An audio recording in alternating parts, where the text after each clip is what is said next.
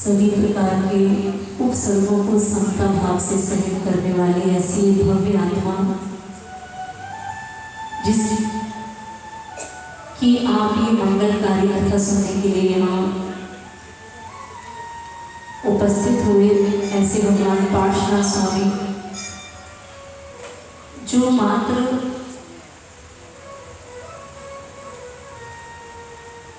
केवल ज्ञान के धारक ही नहीं है, जो 24 तीर्थंकरों में से एक अत्यंत पुण्यशाली आत्मा है, जिन्होंने तीर्थ का प्रवर्तन किया, जिन्होंने अपनी देशना से इस वसुधा के जीवों का कल्याण किया।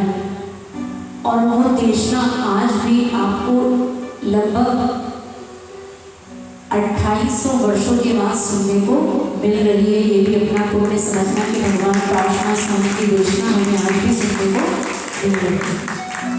तो ऐसे भगवान पार्श्वनाथ स्वामी की आश्चर्यकारी कथा को पढ़ने के लिए दोनों हाथों को जोड़ते हुए इस पार्श्व कथा का मंगलाचरण करें।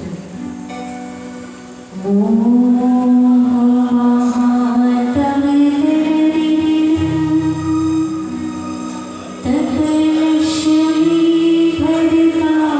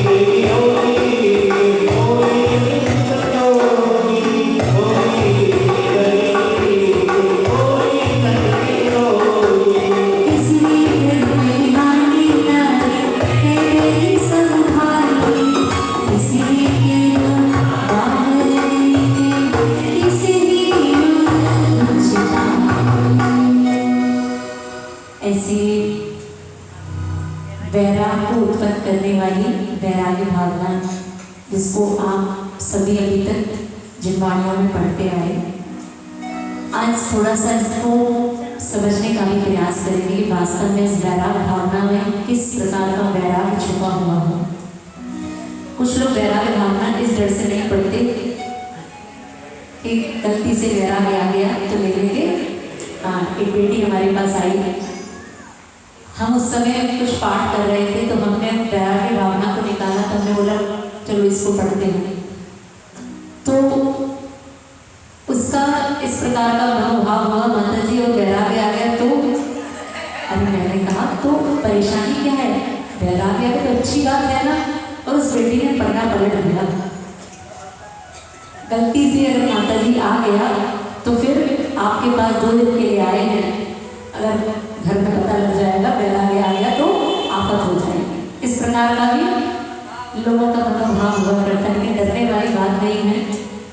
वैराग्य आप अभी भले ही वैराग्य से डर रहे हो, लेकिन वास्तव में जीवन का कोई सार है। अभी अभी नहीं, कोई बात नहीं, अंत तक तो वैराग्य आ जाना चाहिए, तब भी इस वैराग्य भावना को सुनना तैयार है। तो इस प्रकार की ये वैराग्य भावना सभी प्रकार के वैराग्य को उत्पन्न करने वाली और वैराग्य में वृद्धि करने वाली है। जब वो पाठशाला भगवान का जीव जो वज्रनाभि चक्रवर्ती है, और एक दिन वो चक्रवर्ती को सब प्रकार के वैभव को भोगते हुए एक दिन पुण्य के योग से क्षेमकर मुनिराज के दर्शन होते हैं। और जब वो मुनिराज के दर्शन होते हैं तो उस चक्रवर्ती के अंदर इस प्रकार का भाव आता है कि मैं भी ऐसा ही स्वरूप धारण कर लूं। जिस प्रकार आप समझे कि आप कोई खट्टी वस्तु देखते हैं, इमली देखते हैं, तो आपके मुंह में भी थोड़ा सा लाल बनने लगती है, पानी आने लगता है। इस प्रकार जो भव्य जीव हुआ करते हैं, उनको इमली देख के पानी आए ना आए, लेकिन उनको ये दिगंबर मुद्रा देख के, ये पीछे और कमंडल देख के पानी जरूर आता है। तो ऐसे वज्रनाभि चक्रवर्ती को जब वो दिगंबर मुद्रा देख के भी उस प्रकार का भाव आया कि मैं भी इस प्रकार की दीक्षा को धारण करूं, और वो गुरु के पास पहुंचे और गुरु के पद पंकज में नमोस्तु करते हुए उन्होंने गुरु को निहारा और उनके चरणों में विनय पूर्वक बैठ गए। साधु समीप विनय कर बैठो चरण में तिथ देवी। और होता क्या है, साधु समीप अविनय कर बैठो मोबाइल में तिथ देवी। थोड़ी देर पता लग जाए कि माता जी पाठ कर रहे हैं, प्रतिक्रमण कर रहे हैं, क्या करें, 15 मिनट कैसे काटें, तो बस मोबाइल चला के काटो। ये इन भव्य आत्माओं से आपको ये भी सीखना कि गुरु के पास बैठते कैसे हैं। मात्र गुरु के पास आके दर्शन करके अब 10 मिनट घर की चर्चा करके और मोबाइल चला के अपना समय नहीं निकालते। आप उस गुरु को उस आवश्यक को करते हुए देखते हुए भी आनंद ले सकते थे, कोई बात नहीं। मैं भले ही ये सब क्रियाएं नहीं कर पा रहा, लेकिन मैं इनको देख के तो आनंद ले लूँ, इतना भी अपने आप में पर्याप्त है। तो इस प्रकार वो चक्रवर्ती हैं, इस बात का कोई अभिमान नहीं है कि मैं साधु के पास आया हूँ, ये साधु मुझे समय नहीं दे रहे। होता है कि आपने सब प्रकार का आचार्य का अगर जीवन परिचय भी पढ़ा हो तो एक घटना बहुत अच्छी मिलती है कि जब प्रधानमंत्री जी का आना हुआ आचार्य जी के पास, उस समय आचार्य से बोला गया, आचार्य जी आज आप अपने थोड़े आवश्यक चंडे कर लेना, क्योंकि कौन आने वाले हैं, प्रधानमंत्री आने वाले हैं। आचार्य बोलते हैं कि आप उनके लिए खबर पहुंचा दीजिए, उनको सूचना दे दीजिए, वो अपने उस समय पर ना आके हमारे उस समय पर आए जब हमारे आवश्यक पूरे हो जाते हैं। मैं अपने आवश्यक में परिवर्तन क्यों करूँ? जिसको दर्शन करने हैं, जिसको वो लाभ लेना है, चाहे वो देश का कितना भी बड़े पद पे क्यों ना विराजमान हो, वो अगर दिगंबर साधु के दर्शन करने आना चाहता है तो समय का परिवर्तन हमको नहीं करना, समय का परिवर्तन तो उसको करना। तो इस प्रकार साधु के चरणों में सब प्रकार की विनय पूर्वक बैठते हुए, और आपको पूर्व में भी बताया कि विनयो मोक्ष द्वारा, मोक्ष का द्वार अगर है तो उसका नाम है विनय। अगर आपके हृदय में देव शास्त्र गुरु के प्रति विनय नहीं है तो आपका अभी मोक्ष आपसे बहुत दूर है। इसीलिए कहा है जो मानते स्वयं को बहुत बड़े हैं वो अभी धर्म से बहुत दूर खड़े हैं। आप जब तक मंदिर में भगवान का सेवक बन के आते हो तब तो आप भगवान के करीब हो। आप किसी प्रकार के पद प्रतिष्ठा को लेके आते हो, घर के सेठजी बन के आते हो, तो आप समझना धर्म से अभी आप बहुत, एक नियम दिलवाया था, चल रहा है कि नहीं, याद है कि नहीं? कम से कम 2 मिनट 3 मिनट 5 मिनट हम मंदिर से जाएं तो मंदिर की जिनवाणी की बैया बत्ती करके जाएं। चल रहा है कि नहीं? कितने लोगों का पीछे वालों को दिलवाया नहीं था या भूल गए? क्यों?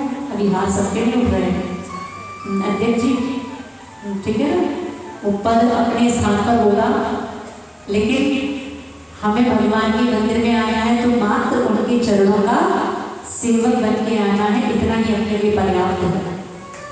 तो ऐसा उस विनय को मोक्ष का द्वार कहा और उन मुनिराज के चरणों में बैठ के सब प्रकार का वैराग्य धारण करने के पश्चात अब वो किस प्रकार का उपदेश दे रहे हैं मुनिराज, छह मुनिराज उस बालक को समझा रहे हैं चक्रवर्ती को कि ये सब संसार, ये सब जंगल है, महावन है, बस इसमें दो ही काम चलते रहते हैं, जन्म और मृत्यु। बच्चा जब उत्पन्न होता है तो बच्चा उत्पन्न हुआ, नया जीव घर में आया है, वो जीव नया है या अनंत काल से यही घूम रहा था और आपके घर में फिर आ गया, बोलो तो हाँ। इस प्रकार के शब्द भी आप प्रयोग करते हैं कि नहीं, मेरे घर में एक नया जीव आया है। जीव कोई नया नहीं है, शरीर भले ही उसका नया हो सकता हो, जीव वो ही है, हो सकता है दादाजी चले गए हो और उसी स्थान पर तुरंत बच्चे का। इस प्रकार की आपको सब प्रकार का इस पाठशाला के माध्यम से एक अच्छा भाव भी सीखना कि कुछ लोग ऐसा मानते हैं कि हमारे किसी पूर्वज की आत्मा हमको परेशान करती है और इसलिए आप तो वो पितर पूजन भी करते हैं कि नहीं? यहाँ नहीं चलता, आसपास चलता है, क्योंकि हम अभी विहार करते हुए आ रहे हैं, तब पता लगा कि जैन समाज में अभी इतना घोर मिथ्यात्व छाया हुआ है कि इस प्रकार की पूजन भी चलती है बरसी पे हर वर्ष, मतलब उसी स्थान पर जाके वहाँ वो थोड़ा सा धूप भी देंगे और वहाँ एक कुछ निर्माण कार्य भी होता है और घर पे आके उस दिन कुछ विशेष व्यंजन आदि भी बनते हैं और थोड़ा सा वो भोग निकाला भी जाता है। इस प्रकार की परंपरा जैन समाज में चल रही है, समझ में आ रहा है? यहाँ तो बड़े बड़े जय जयनाथ परम गुरु हो गए, जय जयनाथ, बस ये मंदिर तक की कहानी चलती है, जय जयनाथ परम गुरु हो गए, घर पे जाके बाहर जाके बस सब वही शुरू हो गए, वही शुरू हो गए। आप भले ही बाहर से सम्यक का पालन लोगों को दिखाने के लिए कर सकते हैं, लेकिन अंतर आत्मा में आपके क्या चल रहा है ये मात्र आप ही जानते हो, आपका परिवार जानता है। तो इस कथा के माध्यम से हमें इतना भी सीखना जो आचार्य उमा स्वामी भगवान ने बताया कि बेटा आत्मा मात्र संसार में अधिक से अधिक 3 समय रह सकती है। कितनी देर? चौथे समय में जाके वो नियम से नए पर्याय को धारण कर लेगी, नए शरीर को धारण। अब 4 समय कितना हुआ? ये सेकंड भी बहुत बड़ा हो गया, समझ में आ रहा है? किसी की मृत्यु के पश्चात आपको रोने के लिए, आपको आंसू निकालने के लिए 1 सेकंड लगेगा कि नहीं लगेगा? और इतनी देर में जब तक आपका वो आंसू निकल भी नहीं पाया, आंसू तो बहुत देर में निकलेगा, पहले तो इस बात की जानकारी होगी ये जीव चला गया, तो वो समझते समझते भी मिनट लगता है और 1 सेकंड तो बहुत बड़ी दूर की बात हो गई। हम क्या कह रहे हैं? समय। 3 समय के अंदर उस जीव ने नया शरीर धारण कर लिया, ये तत्वार सूत्र ग्रंथराज में स्पष्ट लिखा है। और फिर भी आत्मा भटक रही है। किस क्या भटक रहा है? आत्मा कहाँ से भटकेगी? आत्मा अगर भटकने लगेगी तो ये तत्वार सूत्र ग्रंथराज की वाचना करना बंद हो जाएगा। ये तत्वार सूत्र ग्रंथराज को जो जैन धर्म की सबसे बड़ी गीता कहलाती है, ये इसकी सब प्रकार का टीकाएं, सब प्रकार का लेखन सब व्यर्थ हो जाएगा कि अगर आपने मान लिया कि आत्मा भटकती है। तो इस प्रकार की मूर्खताएं जो मूर्खता के रूप में समाज में फैली हुई है, धर्म मूर्खता कहलाते हैं। महाप्रभु पाठशाला भगवान की यात्रा पढ़ ली हमने, 40 पेज पूरे कर लिए, मंगल भवन मंगलहारी हो गया। तो हो गया क्या? होगा कब? जब आप अपनी मानसिकता को सुधारने का प्रयास करेंगे, तब सब प्रकार के अमंगल से दूर हटके आपके जीवन में मंगल होगा। मात्र यहाँ संगीत के साथ भी गा बजा दोगे तो उससे होने वाला कुछ नहीं है। तो आपको इतना भी स्वीकार करना कि एक बार जो आत्मा इस संसार से नई पर्याय में चली गई, नया शरीर उसने धारण कर लिया, अब उसके लिए अगर हम रोते भी हैं तो भी ये हमारा अज्ञान है। अब ठीक है, वो आंसू आते हैं, वो बात ठीक है, लेकिन उसके लिए हर वर्ष वो ही उपक्रम, वो ही प्रपंच करना, ये इससे बड़ी मूर्खता और क्या होगी? समझ में आ रहा है? जो जीव चला गया वो उसने नया शरीर धारण, अब आप हर वर्ष इसलिए पूजन करते हो इस डर से कि पिताजी परेशान ना करें। क्यों नहीं चलता क्या? कहीं नहीं चलता किसी घर में? चलो कोई बात नहीं, यहाँ नहीं चलता तो एक अपने लिए सौभाग्य की बात मानना कि हमारे सिंगरौली में सब सत्यगोष्ठी जीव हैं, वरना आसपास भी हमने बहुत स्थानों पर देखा इस प्रकार की मिथ्यात्व भी जैन समाज में मिथ्यात्व का बोलबाला इस रूप में भी चलता है। हाँ, सब जगह कहाँ चलता है? हाँ, हमने कहा ना हर स्थान, हमने राजस्थान का ये पूरा एरिया हम यहाँ आ चुके हैं, नया कुछ हमारे लिए कुछ नहीं है ना। तो सब प्रकार का मिथ्यात्व हर जगह चलता है। तो आज इस प्रकार का एक बात भी हमें सीखती कि आत्मा विग्रह गति में मात कितनी देर तक रहती है? 3 समय तक, चौथे समय में नियम से उसका जन्म। अब आपको कोई परेशान कर रहा है वो मात्र व्यंतर देव है, उसके अलावा कोई नहीं है, ठीक है।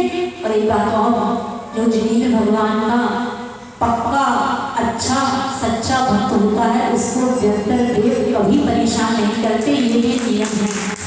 आपको व्यंतर देव परेशान कर रहे हैं मतलब इसका अर्थ सीधा सीधा स्पष्ट है कि आपके अंदर जिनेंद्र भगवान के प्रति सम्यक दर्शन का भाव, श्रद्धा का भाव नहीं है। क्योंकि सम्यक दृष्टि जीव की देव पूजन करने आते हैं, उसको डराने नहीं आते। जब वो देव देखता है कि ये आपने शुभम चक्रवर्ती की घटना सुनी हो कि शुभम चक्रवर्ती को जब वो उस नाव में बिठाला गया और वो लंबोकार मंत्र का जाप कर रहा है, अब देव कहता है कि मैं इसको मारूं कैसे? ये तो श्रद्धा है इसको जिनेंद्र भगवान के प्रति, मेरी शक्ति काम नहीं कर रही। क्यों काम नहीं कर रही? क्योंकि वो लंबोकार मंत्र का जाप कर रहा है। और चक्रवर्ती की ऐसी बुद्धि उस समय भ्रष्ट हुई कि देव ने कहा कि देखो तुम इतने बड़े समुद्र में घूमते रहोगे और तुम्हें बचाने वाला कोई नहीं है। अगर तुम चाहते हो कि यहाँ से बच जाओ तो मैं एक मंत्र लिख रहा हूँ, उस पर तुम पैर रख दोगे तो तुम इस पूरे समुद्र से बाहर निकलने में समर्थ होगे। और चक्रवर्ती की ऐसी बुद्धि भ्रष्ट होती है कि वो लंबोकार महामंत्र पे अपने पैरों को रख देता है और वहीं से वो नरक का बंद कर देता है। तो जब तक आपके हृदय में लंबोकार है, जब तक आपके होठों पर पंच परमेष्ठी भगवान का नाम है, तब तक व्यंतर देव भी आपसे डरते हैं। अगर कहने आओ कि कोई परेशान कर रहा है तो समझना कि हमारे अंदर अभी सम्यक दर्शन का भाव नहीं है, ठीक है ना। तो इस प्रकार वो मुनि 6 महीने तक मुनिराज चक्रवर्ती को उपदेश देते हैं। हाँ, थोड़ा सा वापस कर लेंगे बात। हाँ जी, कैसा बहुत प्रकार की होती हैं, बाद में कर सकते हैं। तो इस प्रकार वो चक्रवर्ती को उपदेश देते हैं कि बेटा कहीं भी सुख नहीं है, सुरगति में पर संपत्ति देखे, देवगति में भी अगर कोई दुख दिखाई देता है तो उसका नाम है मानसिक दुख। के देव दूसरे की संपत्ति को देखकर दुखी है कि मैं तो छोटा हूँ, ये मुझसे इस प्रकार का। देवगति में भी सर्व सुखी नहीं, कोई सुखी नहीं है। अगर आप देखें घर में भी कलिहारी नारी है, किसी की नारी अच्छी है, पुण्य से पत्नी अच्छी मिल गई तो भाई कैसा होगा? भाई बैरी मिलेगा। और भाई अच्छा मिल गया तो पत्नी को लक्षणा मिलेगी। किसी के दुख बाहर देखें, ये बहुत बड़ा सत्य है कि सामाजिक प्राणी होने के नाते मनुष्य अपने दुख बाहर दिखा नहीं पाता कि क्या करूं, समाज में रहना है। अब घर में जो भी चल रहा है घर के अंदर ही रख लो, इसी में समझदारी है। तो किसी के दुख बाहर दिखे और किसी के उर्व में ही रह जाते हैं, उसके हृदय में ही उसको परेशान करते रहते हैं। कोई पुत्र के साथ दुखी है और कोई पुत्र के न होने पर दुखी है। कोई पुत्र के होने पर उसके मरण से दुखी है और कोई पुत्री की अधिक संतति से दुखी है। ज्यादा पुत्री हो गई तो दुख है, 3 पुत्रियां हो गई, पुत्र हो ही नहीं रहा तो दुखी है, पुत्र हुआ मरण को प्राप्त हो गया तो दुखी है। सब प्रकार से दुखी है, सुखी रहना नहीं है। 2 बेटियां भी हैं तो सुखी नहीं है। कब तक सुखी नहीं है? बोलो तो। हाँ, ये वाली मानसिकता तो चलती है, ये तो चलती है, ये तो माता जी का, ये तो सब जगह चलेगी। और इसको हम भले ही कितना भी पढ़ लिख लें तब भी परिवर्तन आने वाला है। तो भगवान संसार में कोई सुखी नहीं है, इस प्रकार का उपदेश भी दिया जा रहा है। और अगर इस संसार में सुख होता ही, अगर आप सुखी होते तो फिर जो संसार विषय सुख होता तीर्थंकर त्यागे। संसार में सुख नहीं है, इसलिए तीर्थंकर भगवान को इस संसार का त्याग करके भी सिद्ध सिरा पर विराजमान होना पड़ता है। और थोड़ा सा इस शरीर के भी अपावनता का वर्णन करते हैं कि ये देह अधिक निरावन, या में सार का कोई निस्सार है।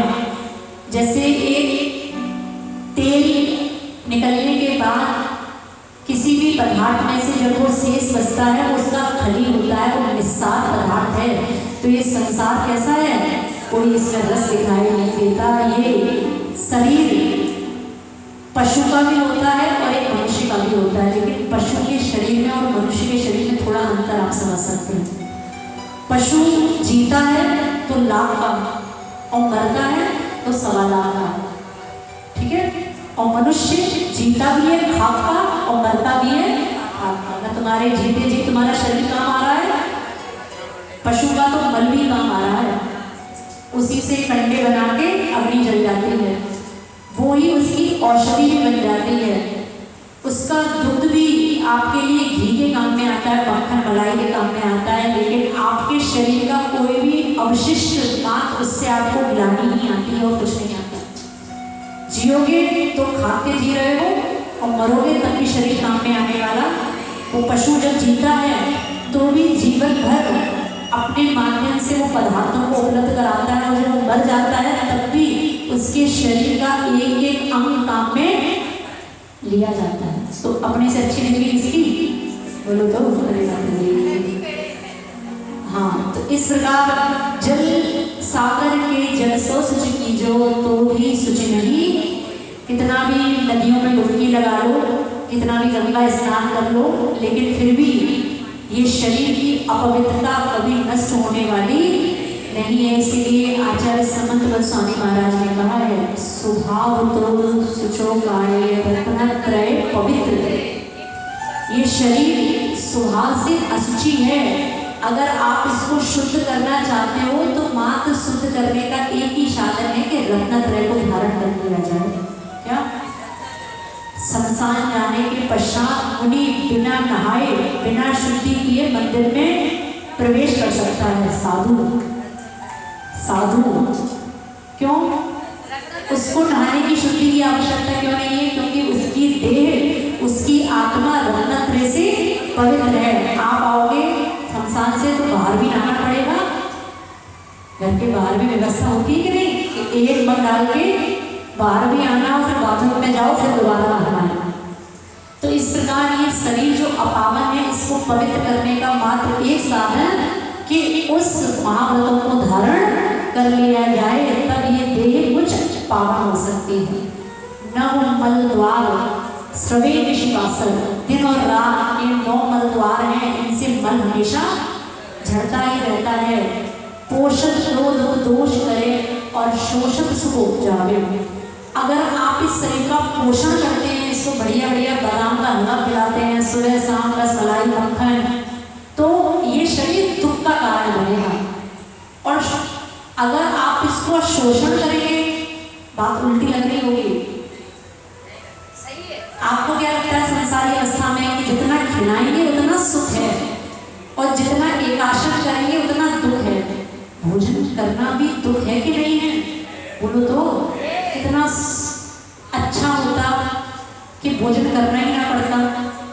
क्यों, दांतों को भी कष्ट होता है थोड़ा बहुत कि नहीं, अभी नहीं होता। एक दांत खराब हो जाएगा ना, थोड़ा सा मसूड़े में दर्द भी होने लगेगा ना, तब समझ में आएगा कि भोजन करना कितना बड़ा कष्ट का कारण है भगवान। तो ये भोजन करना भी कष्ट का कारण है, भोजन को लेना भी, भोजन को निकालना भी सब कष्ट का कारण है। जब थोड़ी सी शरीर में किसी प्रकार का रोग हो जाता है, तब सब ऐसा लगने लगता है भगवान बिना भोजन के जीवन, बोलो तो। अरे छोड़ा नहीं रहे हैं, वास्तविकता को स्वीकार तो किया जा सकता है कि संसार में जितने अधर्म के कार्य होते हैं, जितने पाप कार्य होते हैं, वो भी किसके कारण होते हैं? मात्र बोले तो अगर ये पेट ना हो तो सोचो जीवन कितना अच्छा हो। ना पुरुष वर्ग को सुबह 7 बजे 8 बजे दुकान खोलने जाना पड़ेगा और ना महिलाओं को दिन भर की, हाँ कुछ बेटियां तो ऐसे कहती हैं कि मम्मी चली जाती है तो बुखार आ जाता है। उस माँ से सोचो वो जीवन भर तुम्हें बना बना के खिलाती है। तो इस प्रकार का भाव भी लाना कि भगवान इस शरीर का जितना हम पोषण करेंगे हमें मात्र दुखी देने वाला है। कितना भी खिला लो, सुबह का सुबह उठेगा तो भूखा ही मिलेगा। समझ में आ रहा है? शाम को कितना भी खिलाओ, कुछ भी खिला लो, लेकिन सुबह जब उठोगे तब थाली का खाली है। तो वो इसके पोषण से मात्र दुखी है। और इस प्रकार कह रहे हैं कि इसका स्वभाव, इसमें रचना नहीं है, इसका विरेचन करना है। विरेचन अर्थात जैसे दूध को फाड़ा जाता है तो दूध उसका विरेचन हो जाता है, फट जाता है। तो इस प्रकार विषय भोग का विरेचन करना है, उसमें रचना नहीं है। राजन जोग स्वरूप न जाको, विरेचन योग सही है। इस पंचेंद्रिय में आपको रचना नहीं है, पचना नहीं है, आपको इनका क्या करना है? आपको इनका विरेचन करना है, इनको फाड़ना है। यह तन पाए महातप कीजे, यामें सार यही है। इस तन का सार क्या है? अगर आपको मनुष्य भाव मिला है तो इसका सार यही है कि बेटा अच्छे से अच्छी तपस्या कर ली जाए। समझ रहे हो? क्या कर लिया जाए? कौन करेगा? आप। हाँ बहुत अच्छा उत्तर है। उत्तर के लिए एक बार आप मेरा मुद्रा कर लो। आप, हम। उत्तर आप नहीं, उत्तर हम। इसमें सार यही है कि आप इसके माध्यम से कुछ धर्म साधना कर लें। और भले ही ये बातें अभी समझ में ना आ रही हो, लेकिन गलती से नरक में पहुंच गए तो आपको ये बातें हो सकती है धर्म की उस समय समझ में आए कि हमारी सिंगरौली में 2025 में चतुर्मास हुआ था। तब एक राधा जी बता रही थी कि बेटा क्या कर लो, तब कर लो। और तब मैंने उनकी सुनी नहीं और मैं नरक में आ गया। अब कोई बात नहीं, अब जितने साधन के लिए आ गया, जितने 1000 वर्ष के लिए आ गया, कोई बात नहीं, अब भोगना तो पड़ेगा। लेकिन भगवान अब मैं संकल्प ले रहा हूँ। क्या? ऐसे संकल्प आप करके आ चुके होंगे, ऐसा भी हो सकता है जब नरकों में रहे होंगे और आपने अपना ज्ञान लगाया होगा मैं नरक में क्यों पड़ा, तब क्या याद आया होगा? बोलो तो कि हमें जब धर्म की देशना सुनाई गई थी तब हमने किसी प्रकार का त्याग तपस्या नहीं कर पाई, और नहीं कर पाई तो कोई बात नहीं, नरकों में अगर याद आ जाए तो अगली बार भी किया जा सकता है। जब आपको क्या मिल जाएगी? बोलो तो पुरुष वर्ग, मनुष्य पर्याय मिल गई, पुरुष वर्ग। सुनो अच्छे से, पुरुष वर्ग गए। अब अभिषेक के लिए रोज आते हो कितने लोग? हाँ अभी 2-3 के हाथ नीचे हैं, 4-5 के। अरे जी आपके उठाओ। हाँ अभी फिर भी पूरी संख्या में लोग उपस्थित नहीं हैं कि जो ये कह पाए कि हाँ हम जिन्हें भगवान का अभिषेक प्रतिदिन करते हैं। आप अगर इतने सौभाग्यशाली हैं कि मंदिर मात्र आपसे 2 मिनट की दूरी पर है और तब भी आप जिन्हें भगवान का स्पर्श ना कर पाओ तो हमें लगता है आपसे बड़ा अभाव संसार का और कोई नहीं होगा। पुरुष वर्ग समझ में आ रहा है? आपने जिन्हें भगवान को स्पर्श किए बिना ही अपनी मनुष्य पर्याय अगर आप हो रहे हो, अगर आपके दिन की शुरुआत धोती दुपट्टा पहन के भगवान के स्पर्श से नहीं हो रही है तो आपका दिन में भले ही आप लाखों की कमाई कर लेना, वो लाखों की कमाई भी आपकी सब खाक में ही मिलेगी, लेकिन जाएगा साथ में तो क्या जाएगा? आपका यही पुण्य जो आपने जिन्हें भगवान को स्पर्शित किया था उनको छूने का पुण्य आपके साथ जाएगा। लाखों की कमाई आपके साथ जाने वाली नहीं है। सौभाग्य मानो गाँव में हो, शहरों में नहीं हो, मेट्रो सिटी में नहीं हो, जहाँ एक घर से मंदिर जाने के लिए 2 पेट्रोल लेनी पड़ती हैं। समझ में आ रहा है? कितने लोगों का फोन आता है इस बात को लेके दीदी के पास कि माता जी से बोलो हमारा आज मंदिर जाने का वो कार्य हो नहीं पाया। क्यों नहीं हो पाया? मेट्रो में इतनी भीड़ थी कि आज हम पहुंच नहीं पाए। सोचो ऐसी भी स्थिति बनती है कि व्यक्ति दर्शन करने के लिए जाना चाहता है लेकिन कभी कभी मेट्रो की भीड़ देख के या उसको स्थान नहीं मिलता या बारिश आने का मौसम होता है तो वो व्यक्ति मेट्रो तक भी नहीं पहुंच पाता और उस दिन वो मंदिर से वंचित, बोलो तो समझ में आ रहा है। तो इस प्रकार पुरुष वर्ग अपना मनोभाव बना सकता है कि भगवान जितना भी हमें जीवन मिला इसमें निकले, क्यों बेटियां माता ने हमें तो छोड़ा ही नहीं है, अपना काम तो पता है। आप कम से कम अभिषेक देखने का भी प्रयास कर सकते हैं कि भगवान आज मुझे वो पाप के कारण से स्त्री पर्याय मिल गई, भगवान मैं अभिषेक कर नहीं पा रही, लेकिन भगवान इस मौके में अभिषेक को देख के ही अपने नेत्रों को पवित्र करूँ। लेकिन क्या करें माता जी, 12 तक मोबाइल चलाना है, 1 बजे नींद लगती है और 8 बजे खुलती है, तो अभिषेक में आएगा तो थोड़ा सा अपनी दिनचर्या को सुधारने ले आएंगे तो सब प्रकार के अच्छे काम हो सकते हैं। ठीक है, हो सकते हैं कि नहीं? हाँ, तो इस प्रकार उपदेश दिया जा रहा है, बेटा ये भोग कैसे हैं, बेरस होए विपाक समय अति सेवक लागे मीके। जब ये सेवे जाते हैं, इनका सेवन किया जाता है तो कैसे लगते हैं, मीके। कैसे, मीका समझते हो?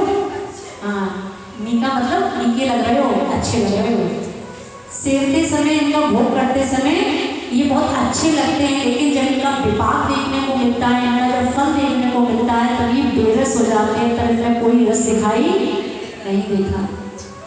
ऐसा लगता होगा माता जी कहाँ आपको ये बेरस दिखते हैं, समझ में नहीं आता। इस साधु में बेरस बेरस बेरस, हमें लगता है 6 रस का स्वाद कहीं मिलता है, कहीं में तो मिलता है, बोलो तो लगता है कि नहीं? सब लगता है, जब तक अपना पुण्य का उदय है सब लगता है। एक अवस्था ऐसी भी आती है जब लगता है कि वास्तव में मैंने जीवन में कुछ अच्छा कर नहीं पाया, ये जीवन मैंने ऐसे ही विकथाओं में निकाल दिया, पूरा वर्षा जो ऐसे ही निकल गया, ना मैंने परीक्षा दे पाई, ना मैंने पाठ कथा सुन पाई, ना मैंने गुरु भक्ति का आनंद ले पाया, ना मैंने आहार देने का आनंद ले पाया, मैंने कोई पुण्य कार्य नहीं कर पाया। और ये साधु के विहार का समय ये कब समझ में आता है? ये जीवन के अंत में समझ में आता है। इसलिए अच्छे ज्ञानी व्यक्ति वो हुआ करते हैं जो समय पर भी इन अच्छी बातों को सीख लिया करते हैं, वरना अंत समय में अब पछताए बहुत बार चिड़िया, वो चिड़िया जो चुग गई थी, अब पछताने से होता गया, तो हमें वो पछतावा अपने जीवन में नहीं करना है। हमें मात्र क्या करना है, इतना पुण्य करना है, इतना पुण्य करना है कि ऐसी चक्रवर्ती की संपदा बिन मांगे ही हमें मिल जाए, और मिलने के बाद छोड़ना भी है, हाँ रख के नहीं बैठना है। हाँ, आगे का साथ हमेशा याद रखना है कि ये सब, क्योंकि जो राजेश्वरी सो नरकेश्वरी, ये भी याद रखना है। हाँ, देखो सिद्धांत ये भी है, जो राजेश्वरी सो नरकेश्वरी, जो संपदा आपको राज वैभव दिलवा रही है वो आपको नरक भी ले जाएगी, बिल्कुल निश्चित है ये। जो चक्रवर्ती इस संपदा को त्याग नहीं करते वो नरक में ही जाते हैं, और जो चक्रवर्ती इनका त्याग कर देते हैं, दीक्षा ले लेते हैं, वो स्वर्ग चले जाते हैं और मोक्ष पद को प्राप्त हो जाते हैं। अगर आपने वैभव को नहीं छोड़ा, आपका मरण हो गया, तो कहाँ जाना है? नरक जाना है, ठीक है ना? तो इसलिए माता जी हमें ज़्यादा पुण्य करना नहीं है, चक्रवर्ती बनना नहीं है, और हमें नरक भी हम जैसे हैं, बोलो तो भावना उत्कृष्ट भाव कि हमें पुण्य करना है, हमें पुण्य से ऐसी संपदा मिलेगी, फिर इस संपदा को छोड़कर हम दैवोत्तरी दीक्षा लेंगे, और दीक्षा लेने के पश्चात सिद्धों की श्रेणी में आने वाला जी का नाम है। साथियों के लिए सिद्धों की श्रेणी में नाम अपना भी आए, बोलो तो सिद्धों की श्रेणी में आने वाला जी का नाम है। जग के उन सब मुनिराजों को प्रणाम तो करो, मेरा नम्र प्रणाम है। तो भगवान इस भावना के साथ इस सिद्धों की श्रेणी में एक नाम मेरा भी जुड़ जाए, ऐसी भावना तो कर सकते हैं। हाँ, तो पूरे मनोभाव के साथ इस प्रकार का भाव करके, और ये चक्रवर्ती इस प्रकार का भाव कह रहे हैं कि मैं चक्री पद पाई निरंतर भोगे भोग घनेरे, तो भी तनिर भय नहीं पूरन। मैंने चक्रवर्ती पद प्राप्त कर लिया, मैंने 6 खंडों को अपने अधीन कर लिया, मैंने 96,000 रानियों से विवाह कर लिया, मैंने सब कर लिया, लेकिन फिर भी ये भोग खत्म ही नहीं होते। तो इसलिए सब प्रकार की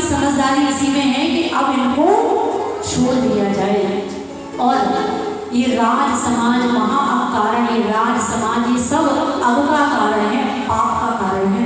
अब मतलब पाप का कारण है। बैर बराबर हमारा वैश्या सम लक्ष्मी अति चंचल, आपको कौन पतियारा, पतियारा समझते हो क्या? नहीं भरोसा नहीं, पढ़ते पढ़ते 50 साल हो गए, बेरा भी ला गया, बेरा तो आया नहीं और ये पतियारा का भी नहीं आया। क्यों?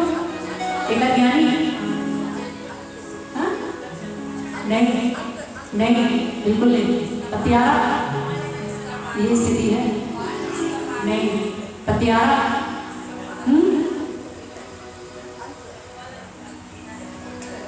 पतियारा आपके पतियारी ये है, पति है पतियारा, पतियारा क्या कह रहे हो?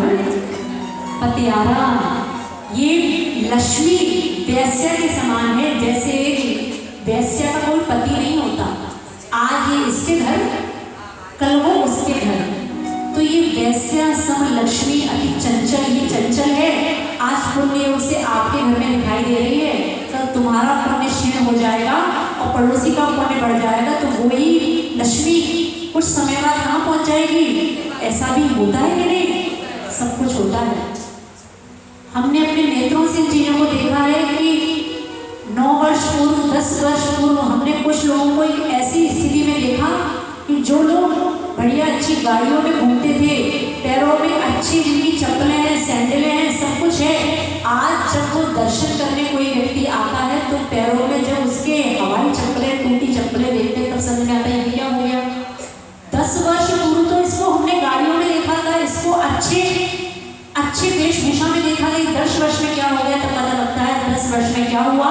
तो हमने जो व्यापार चलता था वो व्यापार में इतना बड़ा घाटा लगा कि बैंक से कर्ज लिया था, वो लोन चुकाते वो सैंडल घिस के, वो बूट घिस के आज चप्पलों पे आते हैं। समझ में आ रहा है? तो ये वास्तविकता भी संसार की देखने को मिलती है और ऐसी स्थिति को देख के अपना वैराग्य दृढ़ होता है कि भगवान अच्छा था निकल आए समय से, वरना ऐसे पुण्य पाप के फल अपन भी भोग रहे होते। तो इस प्रकार की स्थिति समझना कि लक्ष्मी किसके समान है? जिसका कोई पति नहीं है और अगर कोई अपने लिए हितकारी है तो उसका नाम है सम्यक दर्शन, सम्यक ज्ञान और सम्यक चारित्र्य। इस प्रकार ये चक्री विचार करता है और 14 रत्नों को, 9 निधियों को, सब प्रकार के साथियों को छोड़कर 18 करोड़ घोड़े, 84 लाख हाथी, ऐसी संपदा को छोड़कर जीर्ण त्यागी, जीर्ण के सम त्यागी। जैसे कोई तिनका हो, कोई आपके चेहरे पर आंख में कोई तिनका चला जाए, आप उसको निकालते हो और ऐसे फेंक देते हो। वो चक्रवर्ती अपनी संपदा को भी ऐसे फेंक देता है जैसे कोई उसने तिनका फेंक दिया हो। इस प्रकार वो संपत्ति को त्याग कर वो मुनि के निकट भूषण वशन उतारे।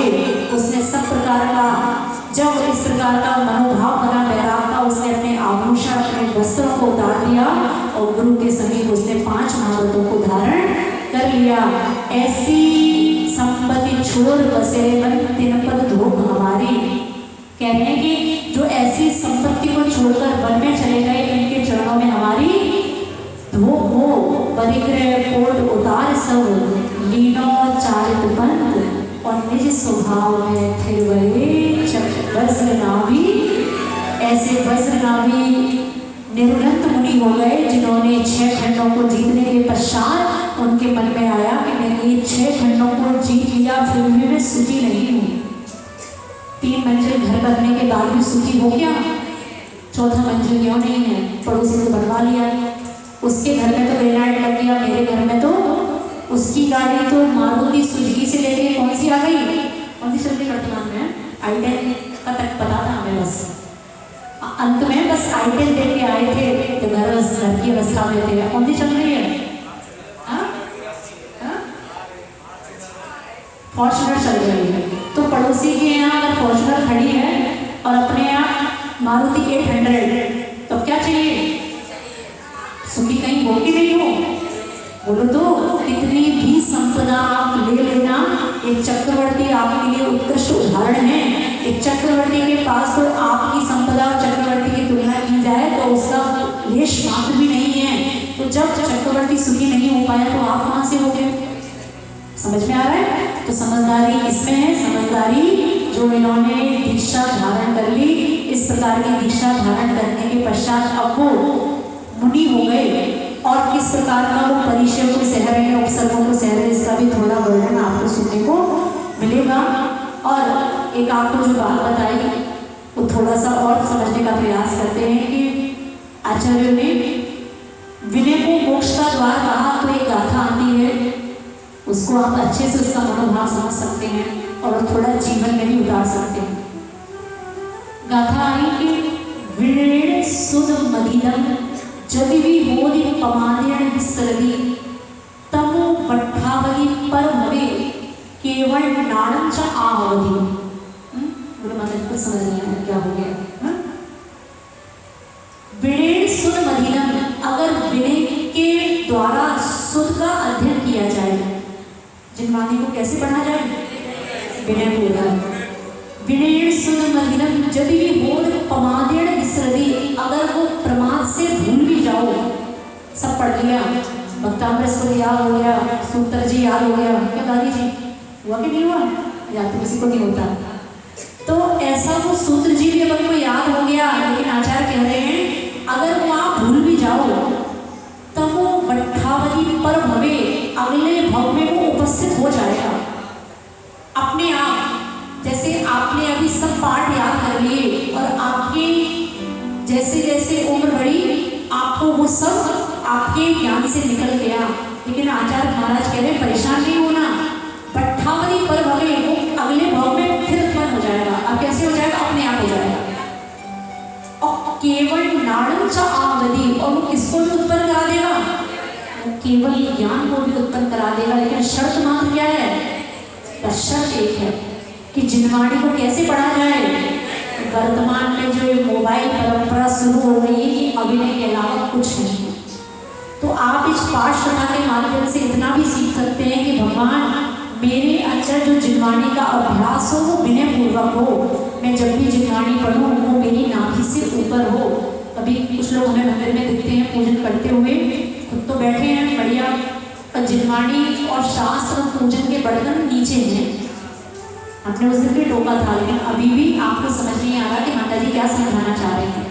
कभी भी जिनवाणी कोई श्रावक हमारे सामने कभी कभी जिनवाणी रख देता है मंदिर में, तो हम उससे कहते हैं ले जाओ, क्योंकि हम तो बैठते हैं ऊंचे और तुम कहाँ रख देते हो? नीचे।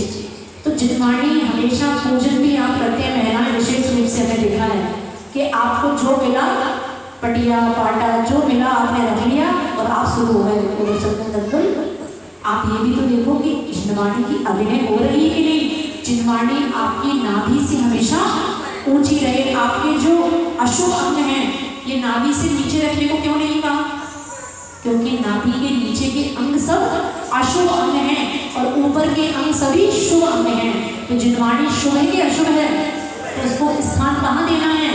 उसको स्थान शुभ में देना है, अशुभ में स्थान देके जिनवाणी को पढ़ोगे तो जीवन में भी कुछ शुभ होने वाला नहीं है। 6 घंटे यहाँ शांति दान कर जाओगे, अभिनय पूर्वक करोगे तो घर में कोई शांति होने वाली? तो जिनवाणी कैसे पढ़ना? बोलो तो जिनवाणी विनय पूर्वक उठाना, विनय पूर्वक पढ़ना और पढ़ने के पश्चात उसको विनय पूर्वक ही विराजमान करना। मोबाइल से किसी प्रकार का पाठ नहीं करना। हाँ, सीधे आए गंदगी से, ट्रेन से, कहीं से भी घूम घाम के आए, हमारे कपड़े अशुद्ध हैं, हमें जिनवाणी नहीं छूनी है, तो क्या उठाया? बस मोबाइल उठा लो। सबसे आजकल लगता है कि आपके कर्म बंधन में सबसे बड़ा कोई कारण वर्तमान में है तो मात्र क्या? इस सूतक पातक में भी छोड़ दो, ये अशुद्धि में भी छोड़ दो, ये गंदे कपड़ों से भी छोड़ दो। आप बस इतना मनोभाव लाना कि जिस समय आप जिनवाणी नहीं छू सकते हो उस समय आपको मोबाइल भी नहीं छूना, मोबाइल से भी पाठ नहीं करना। क्यों? मोबाइल से पाठ क्यों करना? कुछ लोग कहते हैं जिनवाणी नहीं है। अरे क्यों जिनवाणी नहीं है? क्या मोबाइल को आप जिनवाणी नहीं मान रहे? तो मोबाइल को अगर जिनवाणी नहीं मान रहे तो मोबाइल से पाठ करने में क्यों लगे वो? फिर समझ में आ रहा है? तो मोबाइल से किसी प्रकार का हमें प्रवचन से सुन लेना, उसमें परेशानी नहीं है। देखो एक छोटी सी आपको बात बताएं, हम एक जगह किसी स्थान पर कोई स्वाध्याय कर रहे थे और कुछ उसमें स्वाध्याय में एक पंक्ति आई जीवकांड जी में, उसमें एक पंक्ति हमें समझ में नहीं आई, उसमें कुछ शंका का समाधान हमें मिला नहीं। तो एक बेटी अच्छी धर्म करने वाली, उसका अच्छा स्वाध्याय था, तो ऐसी चर्चा चल रही थी, तो बोलती हाँ माता जी इसका समाधान शायद धल्ला टीका में लिखा हुआ है। तो मैंने कहा धल्ला टीका, हमने सोचा कि धल्ला टीका में लिखा हुआ है तो धल्ला टीका छुएगा कौन? समझ में आ रहा है? वो धल्ला टीका गृहस्थों को छूने की अनुमति नहीं है। तो वो बेटी उसी समय मेरे सामने उसने धल्ला टीका मोबाइल में खोली और उसने अपनी जंघा पे रखा और पढ़ने लगी। समझ रहे हो कौन सा ग्रंथ? षट्खंडागम ग्रंथ, जो आपको यहाँ भी नहीं रखना है, आपको यहाँ रखना है। षट्खंडागम ग्रंथ तो आपको छूने के लिए भी नहीं कहा। आचार्य श्री जब संघ में स्वाध्याय कराया तो मुनि महाराजों से कहा जिसकी 10 प्रतिमा नहीं है वो इस ग्रंथ को नहीं पढ़ेगा। कितनी प्रतिमा? कम से कम आपका आरंभ का त्याग तो हो, तब वो आप इस ग्रंथ को पढ़ने के अधिकारी हैं। ग्रस्तों को तो छूने का भी अधिकार नहीं बताया जब तक आप घर में हैं। तो ऐसे महान ग्रंथ भी आजकल मोबाइल की PDF मिल जाती है और मोबाइल पे सब चलता है, तब समझना ये हमारे लिए मात्र दुर्गति का कारण है, हमारे लिए नरकों की व्यवस्था हो रही है और कुछ नहीं। समझ में आ रहा है? तो बड़े ग्रंथों की बात तो भी नहीं कर रहे हैं, बड़े ग्रंथ तो पढ़ना ही नहीं, लेकिन जो आप छोटा छोटा भी पढ़ते हो ग्रंथों को, वो मोबाइल पे अगर पढ़ना हो तो कैसे पढ़ो? मोबाइल का मंगलाचरण करो, फिर उसके पैर छुओ, फिर नाभि से ऊपर चौकी पर विराजमान करो, फिर अंत में उसकी जिह्वाणी स्तुति करो। इतना अगर आप बहुमान कर पाए तो मोबाइल छूना है। तो वो भी कब छूना है? जब पूरे वस्त्र कैसे हो। एक बात समझ में आ गई कि जब हमें लगे कि हम जिह्वाणी नहीं छू सकते, उस समय हमें मोबाइल पर भी ये सब पाठ आदि नहीं करते। हाँ, वो बात अलग है कि आप शुद्ध अवस्था में आपको जिह्वाणी नहीं मिल रही, वो बात तो फिर भी समझ में आई, फिर भी पूरी समझ में नहीं आई, लेकिन आपके वस्त्र अशुद्ध है उस समय जिह्वाणी पढ़ने का प्रयास ना करें, क्योंकि ऐसा भी बात के आचार्य ने कहा कि बेटा अगर तुम जिह्वाणी को अभिनय पूर्वक पढ़ते हो, अशुद्ध अवस्था में पढ़ते हो, तो तुम्हें जीवन के अंत में लकोकार मंत्र का एक पद याद आने वाला नहीं है। ऐसे उस जीव का मात्र मरण होगा, उसका समाधि मरण नहीं होगा। किसका? जिसने जीवन भर कैसे पढ़ा? बस ऐसे पढ़ा। जिह्वाणी को ऐसे नहीं पढ़ना पड़ता, जिह्वाणी को ऐसे पढ़ना पड़ता है। जिह्वाणी में हाथ कैसे चलता है और मोबाइल पे कैसे चलता है? तो जिह्वाणी को ऐसे नहीं, जिह्वाणी को समझ में आ गया सर? तो कितने लोगों को अपना दुर्गति नहीं करानी? अच्छा, और आगे वालों को करानी है? अरे मुझे ऐसे लग रहा करानी है, किसी को नहीं करानी। एक बार हाथ खड़े करो, किसको अपनी दुर्गति नहीं करानी। तो इतना ही अच्छा मनोभाव ला सकते हैं कि हम ग्रंथों का स्वाध्याय PDF आदि मोबाइल से पढ़ेंगे नहीं, और पढ़ने का प्रयास करें तो कब? जब मोबाइल को इतनी विनय दे पाए, इसको चौकी पर विराजमान कर पाए, तब आप मोबाइल को प्रयोग कर सकते हैं। तो ऐसे ही भगवान पार्थना स्वामी के चरणों में प्रार्थना कि सभी जीव इस सुमति को धारण करें, सभी के अंदर से अज्ञान का नाश हो, सभी जीव सभ्य दर्शन को धारण करके अच्छे सभ्य दृष्टि जीव बने। ओम